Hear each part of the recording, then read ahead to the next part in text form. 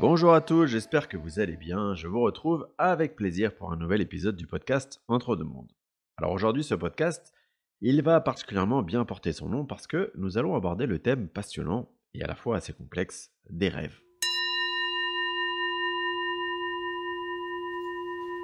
Alors je sais pas pour vous, mais moi de mon côté, je me suis toujours énormément questionné sur ce qu'il pouvait réellement se passer durant nos rêves.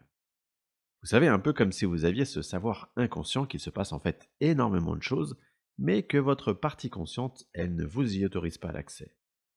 C'est dire si ce sujet il est challengeant, mais vous le savez maintenant, j'adore les challenges, donc c'est parti.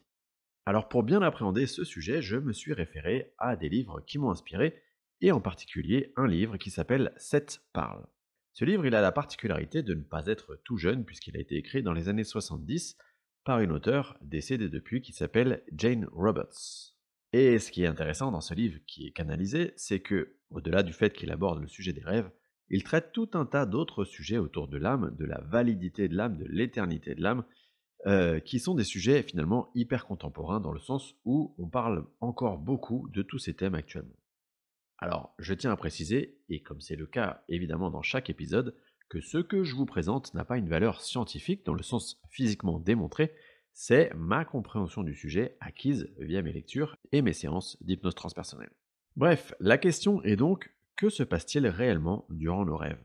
Eh bien, il y a plusieurs réponses à cette question, parce que, en fait, il se passe énormément de choses en parallèle dans nos rêves. Je vais commencer par ce qui se passe de plus évident, que je suis sûr que vous pouvez facilement conscientiser. Premièrement, et probablement le plus basiquement, nos rêves, ils nous permettent de digérer notre expérience quotidienne d'incarnation. C'est-à-dire que dans une journée, on est confronté à une multiplicité d'informations et d'émotions que d'ailleurs on ne capte que très partiellement dans notre état de conscience, et donc ces informations, eh bien il convient de pouvoir les digérer quelque part, de faire le tri, donc en quelque sorte de savoir ce qu'il est bon d'évacuer ou ce qu'il est bon de conserver. Deuxièmement, en termes d'énergie, et vous savez que c'est un de mes sujets de prédilection, sachez que l'état de sommeil profond, il vous sert tout simplement à recharger vos batteries. Alors, ça n'a pas de rapport avec la fréquence vibratoire, hein, qui est un thème que j'aborde souvent, mais plutôt avec ce qu'on nomme votre taux de vitalité, qui est un peu finalement comme le niveau de batterie de votre téléphone. L'un et l'autre pouvant quand même être liés, puisque évidemment plus vous êtes fatigué, plus vous risquez de tomber malade, et donc d'être tiré vers le bas dans votre fréquence vibratoire. Petite parenthèse à ce propos, dans le livre dont je vous parlais en introduction, Seth parle, il indique que l'organisation idéale du sommeil, elle serait de dormir 5 heures d'affilée la nuit, et de faire ensuite plusieurs siestes dans la journée, plusieurs courtes siestes. Car en fait, dormir trop longtemps serait contre-productif d'un point de vue psychique et physique. En gros, l'esprit il reste trop longtemps loin du corps physique, et donc le temps de réadaptation est assez long, et donc contre-productif pour l'utilisation de nos énergies. Or, avec des périodes de sommeil plus courtes et plus fréquentes, notre conscience, elle atteindrait des sommets de concentration plus élevés. Et notre activité physique et psychique serait régénérée plus régulièrement, donc en clair, il n'y aurait pas cette division radicale entre les différents niveaux du moi. Je referme la parenthèse. Avant de rentrer plus en détail dans ce qui se passe dans nos rêves, sachez que le postulat de base, c'est de dire que, alors que nous avons tendance à nous penser complètement inconscients dans le rêve, nous serions en réalité beaucoup plus conscients dans le rêve que dans notre état d'éveil normal. Un peu comme si nous retrouvions l'espace du temps du sommeil, un niveau de conscience beaucoup plus proche du niveau de superconscience que peut avoir notre âme. Donc notre conscience, elle ne se repose pas durant le sommeil, elle est simplement tournée vers une autre direction.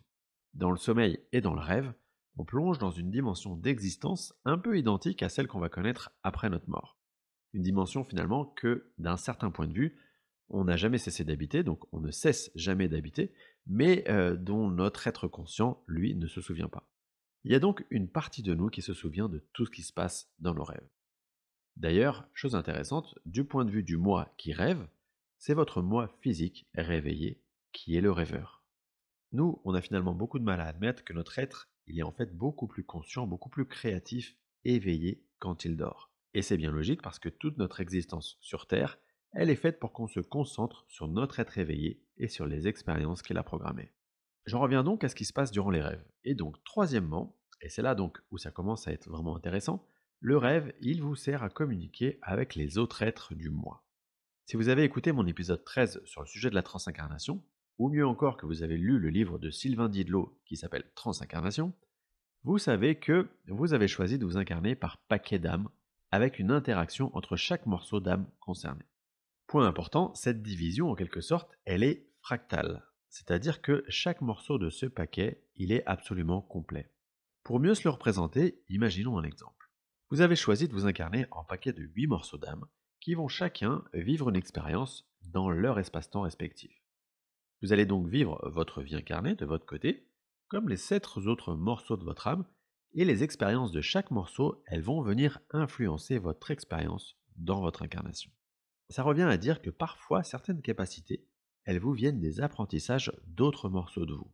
Et parfois aussi certaines de vos expériences incarnées dans la matière, elles vont directement profiter à d'autres morceaux de vous. Bref, durant le rêve, vous allez quelque part avoir la possibilité de débriefer avec ces autres morceaux de vous et de rectifier ou de planifier vos expériences à venir selon les besoins et les réalisations de chacun de vos autres morceaux d'âme. Quatrièmement, vous allez faire ce même travail, mais cette fois-ci, vous allez le faire avec les êtres de votre famille d'âme, qui sont donc incarnés en même temps que vous dans cet espace-temps spécifique, votre pièce de théâtre. Rappelez-vous qu'avant de vous incarner, vous avez soigneusement planifié les expériences de votre incarnation avec vos guides et votre famille d'âme, c'est-à-dire les âmes avec lesquelles, par affinité, vous avez choisi de venir expérimenter en même temps et de jouer un rôle les uns pour les autres. Sauf que, évidemment, et j'en ai déjà parlé, chacun d'entre nous a son propre libre arbitre. Et donc, quelque part, ce libre arbitre, il va modifier les lignes du temps, il va réécrire à la marge le grand scénario. Et donc, quand vous modifiez votre scénario, eh bien forcément, vous modifiez également le scénario des autres âmes avec lesquelles vous collaborez. Tout ça va donc nécessiter de se refaire des sortes de sessions de briefing sur comment on va essayer de réadapter le scénario pour qu'il colle au mieux avec les expériences prévues.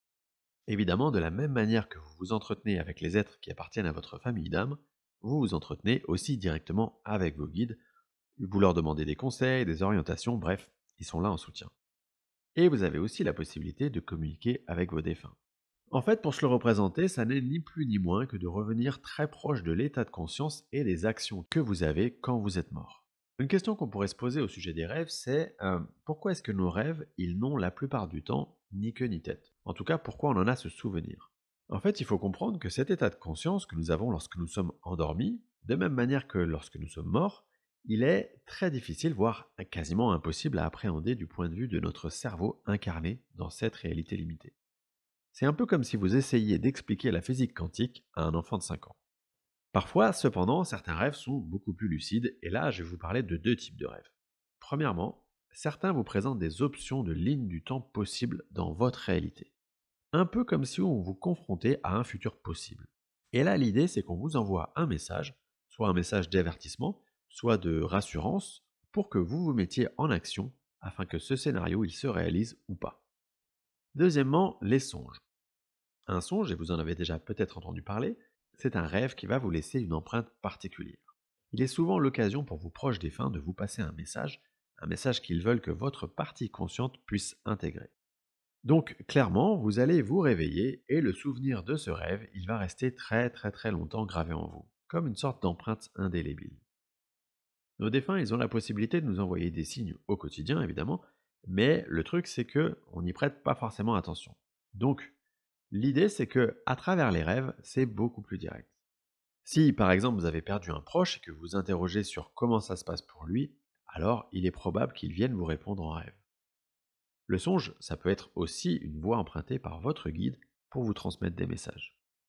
Et ce sera notamment le cas des personnes qui sont hyper contrôlantes de manière générale, celles qui ont du mal à écouter leur intuition au quotidien. Voilà, je vais m'arrêter là. Je vous encourage, si le sujet vous intéresse, à approfondir via le livre dont je vous ai parlé, Sept parle de Jane Roberts. Quant à moi, je vous remercie pour votre écoute fidèle et je vous dis à très vite pour le prochain numéro qui parlera de la naissance, donc de la descente vibratoire en vue d'une incarnation.